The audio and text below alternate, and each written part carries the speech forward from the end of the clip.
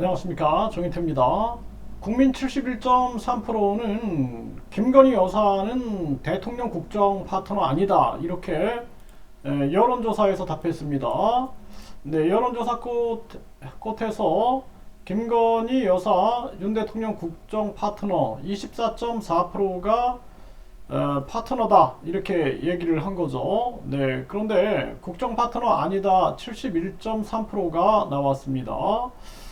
네, 그래서 대통령 배우자는 이 국정 파트너다, 네, 국정 파트너다, 이 부분에 대해서는 24.4%, 네, 24.4%가 파트너다. 근데 71.3%는 아니다라고 답변을 한 겁니다. 네, 그래서 여당 지지층에서 아니다는 응답은 41.1%였다, 이렇게 얘기를 하고 있는데요.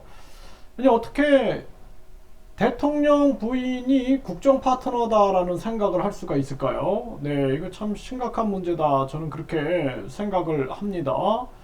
그래서 이 자세한 내용은 중앙선거 여론조사 심의위원회 홈페이지를 참조하면 되는데, 지금 김건희 여사가 국정 파트너, 네, 광폭 행보를 한다, 일주일 7건 일정을 소화했다, 이렇게 지금 나오고 있어요. 세계일보에서도 국정 파트너 이렇게 얘기를 하고 있는데, 그런데 대통령실 관계자가 했다, 이 세계일보에서 이렇게 얘기를 하고 있어요.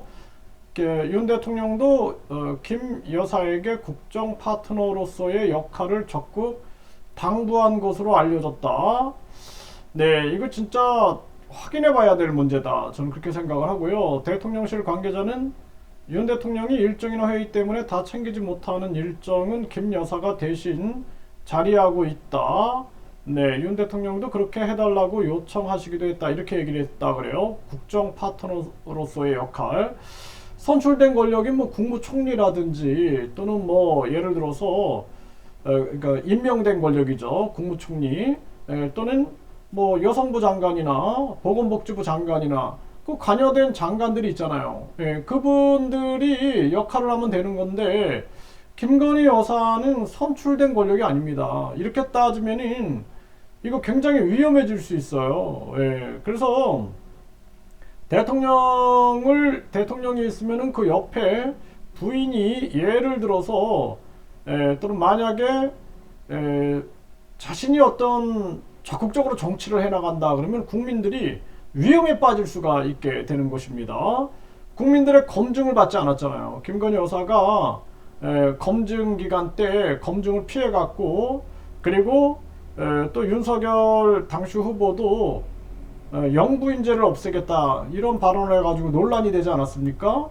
그런 정황에서 지금 국정 파트너다, 이 부분에 대해서 이 야당에서 또 여당에서 목소리가 나와야 된다, 저는 그렇게 생각을 하고, 굉장히 한국이 위험한 상황으로 갈 수 있다라는 거예요. 그래서 이러한 부분들이 굉장히 아마추어적이고 불안한 그러한 정치 상황을 보여주고 있다라는 것입니다. 여기에 대해서 여당에서는 무조건 감싸려고 하고 이것이 옳다, 이런 식으로 밀고 나간다면 국민들에게 이거는 질타를 받을 수밖에 없는 거고, 야당도 이 부분에 대해서 철저하게 검증하고 대처를 해나가지 않으면 안 된다, 저는 그렇게 보고 있습니다.